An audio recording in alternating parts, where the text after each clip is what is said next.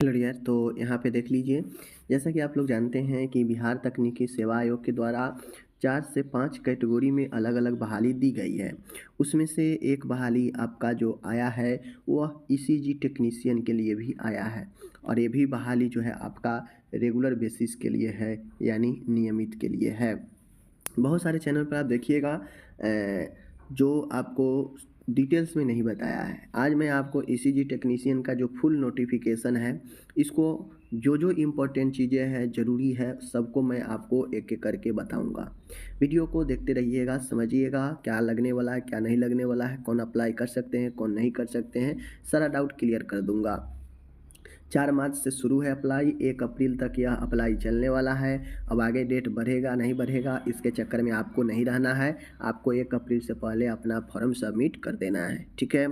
अब यहाँ पे मैं आपको बता दूँ कि जो बहाली निकली है इसमें नाम है ईसीजी टेक्नीशियन पद नाम, और जो वेतन होगा वह लेवल 5 का वेतन होगा। एक लेवल 5 का वेतन लगभग ठीक-ठाक वेतन होता है, मीडियम वेतन बढ़िया होता है, ठीक है।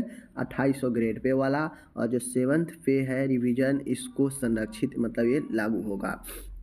आगे मैं बात करूँ तो जो एजुकेशन है, या तो आप इंटरमीडिएट किए हैं, ठीक है, या तो आप नॉर्मल इंटरमीडिएट किए हैं चलेगा, या आप 10+2 किए हैं और उसमें जीव विज्ञान है तो आप जो है अप्लाई कर सकते हैं। ये जीव विज्ञान इसलिए दिया है क्योंकि जो बैचलर करते हैं उनको जीव विज्ञान ही होना पड़ता है, उसी जीव विज्ञान ही रहता है तो अप्लाई करते हैं। और जो डिप्लोमा करते हैं तो नॉर्मल आर्ट्स से मैथ वाले भी कर लेते हैं, तो इसलिए इंटरमीडिएट भी है तो चलेगा, या 10+2 में बायो भी है तो आप अप्लाई कर सकते हैं। साथ में देखिए, साथ ही आपको किसी भी केंद्र या बिहार अथवा अन्य राज्य के द्वारा कोई भी मान्यता प्राप्त संस्थान से ईसीजी टेक्नीशियन का डिप्लोमा कोर्स या bachelor of ECG technician course में उत्तीर्णता एवं तत्संबंधी प्रमाण पत्र रहना आवश्यक है।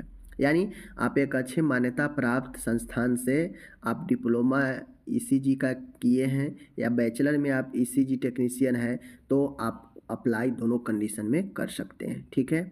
आगे बढ़ता हूँ। आगे यहाँ पे देखिएगा तो जो टोटल पद है 282 पद पर अप्लाई लिए, सॉरी 242। अब मैं बता दूँ, इतने बहाली ईसीजी टेक्नीशियन के लिए ना अभी तक कहीं आया था एक साथ और ना आगे आने वाला है, इसलिए मैं आपको कह रहा हूँ पढ़िए, ध्यान से पढ़िए और जॉब लीजिए, समझ गए। देख लीजिए 242 पदों पर बहाली है, इसमें से 82 पद आपको फीमेल के लिए रिजर्व है जो कि 35%, तो ये 82 घटा दीजिएगा तो टोटल 160 पदों पर जो है आप लोग लड़ाई लड़ सकते हैं जनरल में, ठीक है ना सब। आगे मैं बढ़ता हूँ, इसका एज की बात किया जाएगा तो मिनिमम एज 1 अगस्त 2024 को 18 वर्ष हो गया है तो आप अप्लाई कर सकते हैं। अनारक्षित के लिए 37 वर्ष अधिकतम, अनारक्षित महिला के लिए 40 वर्ष अधिकतम, पिछड़ा वर्ग, अत्यंत पिछड़ा वर्ग पुरुष हो या महिला 40 वर्ष, अनुसूचित जाति या जनजाति पुरुष हो या महिला 42 वर्ष दिया गया है, ठीक है। अब मैं आपको जो भी चीज़ें हैं क्लियर कर देता हूँ कि आपको क्या क्या करना है। आरक्षण का तो लाभ उन्हीं को मिलेगा जो बिहार राज्य के अस्थायी निवासी हैं, ठीक है, उसके लिए उनको सारा डॉक्यूमेंट जो है प्रस्तुत करना पड़ेगा। अब मैं आपको यहाँ पे एक चीज़ बता देता हूँ, आप ध्यान से देखिएगा। फॉर्म फिल का जो चार्ज है, आप बिहार से हैं, ईडब्ल्यूएस है, जनरल है, ओबीसी है, तो आपको 600 रुपये देने पड़ेंगे। आप अनुसूचित जनजाति है, बिहार के हैं तो 150 रुपये। आप किसी भी वर्ग के महिला हैं, आप जो है बिहार के हैं, 150 देना होगा। आप बिहार राज्य के आप किसी भी कैटेगरी में आते हैं, पुरुष है, महिला है, एससी एसटी है, बिहार से बाहर है, 600 रुपये देने पड़ेंगे, ठीक है। ये सारा चीज़ हो गया। अब यहाँ पे मैं आपको क्लियर कर दूँ कि देखिए यहाँ पे जो सारा चीज़ें हैं मैं आपको बता दूँ कि जो चयन की प्रक्रिया दी गई है वह आपका प्रतियोगिता परीक्षा एवं कार्य अनुभव के आधार पर चयन किया जाएगा, समझ लीजिए। जो परीक्षा होगा वो 75 मार्क्स का आपका एमसीक्यू टेस्ट होगा, ठीक है, जो कंप्यूटर बेस्ड होगा सीबीटी, और 25 नंबर का आपका अनुभव का दिया जाएगा। अब एग्ज़ाम होगा तो एग्ज़ाम में कैसे क्वेश्चन पूछा जाएगा कि 75 मार्क्स का ही रहेगा, चलिए हम बता देते हैं। देखिए, आपके एग्ज़ाम में 100 प्रश्न रहेंगे, ठीक है, 100 प्रश्न। लेकिन 100 प्रश्न 100 नंबर का जो होगा ना, उसमें आपका जो भी नंबर आप प्राप्त करेंगे उसमें 0.7 से गुना किया जाएगा। आप 100 नंबर में जितना भी नंबर प्राप्त करेंगे 0.7 से गुना किया, मान गए आप 100 में जो है 60 नंबर लाएँ, तो आपको 60 में 0.75 से गुना किया जाएगा और जितना आएगा वही आपका ओरिजिनल बनेगा, ठीक है। सबके साथ ऐसा ही होगा। प्रश्न हिंदी और अंग्रेजी दोनों में रहेगा। 2 घंटे की अवधि होगी, 100 प्रश्न दिए जाएंगे।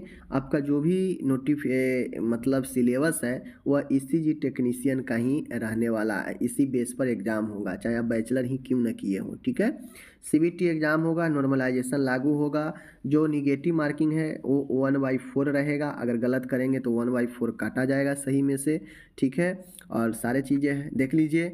जनरल वालों को 40% लाना है कम से कम, पिछड़ा वर्ग को 36.5, अत्यंत पिछड़ा वर्ग को 34% और जो अदर जो भी एससी एसटी या अन्य कोई भी कैटेगरी के महिला है उनके लिए 32% रखा गया है, ठीक है।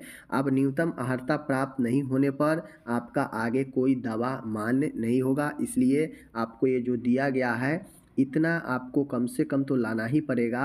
अगर आप अनुभव भी लगाएंगे तो इतना अपना कैटेगरी में पार करेंगे तभी आपको अनुभव को आगे जोड़ा जाएगा, ठीक है ना। तो ये चीज़ें हो गया, सारा चीज़ मैंने यहाँ पे बता दिया। अब यहाँ पे महत्वपूर्ण चीज़ें हैं, आपको 10+2 का इंटरमीडिएट का सारे डॉक्यूमेंट, 10th का डॉक्यूमेंट, ठीक है। और डिप्लोमा किए हैं तो डिप्लोमा, बैचलर किए हैं तो बैचलर, इसका सभी ईयर का अंक पत्र और मूल प्रमाण पत्र या प्रोविजनल प्रमाण पत्र आपको लगाना होगा, ठीक है, समझ गए। चलिए, और यहाँ पे मैं बता दूँ कि ध्यान दीजिएगा, जो भी लोग हैं जो संविदा का अपना बनवाना चाहते हैं, जो भी लोग हैं, अनुभव किनको मान्य होगा। देखिए, अनुभव का मान उन्हीं को होगा जो बिहार राज्य में किसी न किसी बिहार के सरकारी अस्पताल में काम कर रहे हैं, ठीक है, या पूर्व में कभी काम कर चुके हैं, तो उनको अधिकतम 5 सालों के लिए जो है उनको मिल सकता है, ठीक है। अब कहीं भी बिहार में सरकारी अस्पताल का होना चाहिए, समझ लीजिए। आपको ऐसा नहीं है कि आपको प्राइवेट में या किसी ट्रस्ट के बड़े हॉस्पिटल में काम कर रहे हैं तो आपको जो है अनुभव का नंबर मिलेगा, ऐसा नहीं होने वाला है।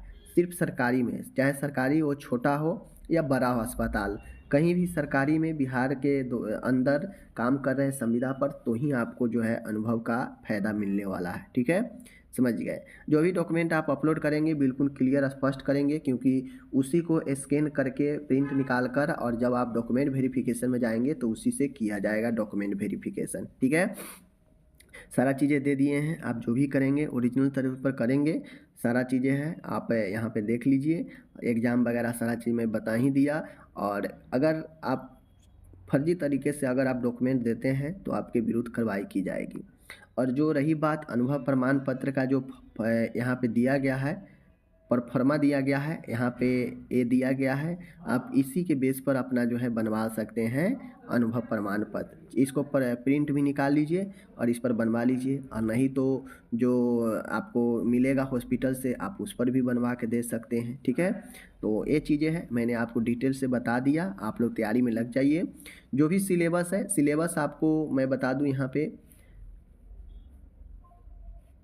सिलेबस जो रहने वाला है वह सिलेबस आपको जो रहने वाला है, वह सिलेबस जो होने वाला है वो आपको क्या होगा, तो जो आप डिप्लोमा किए हैं या डिप्लोमा जो ईसीजी का है वही आपका बेस रहने वाला है और वही आपका सिलेबस होगा। सारा question diploma in ECG technician से ही पूछे जाएंगे, ठीक है। धन्यवाद।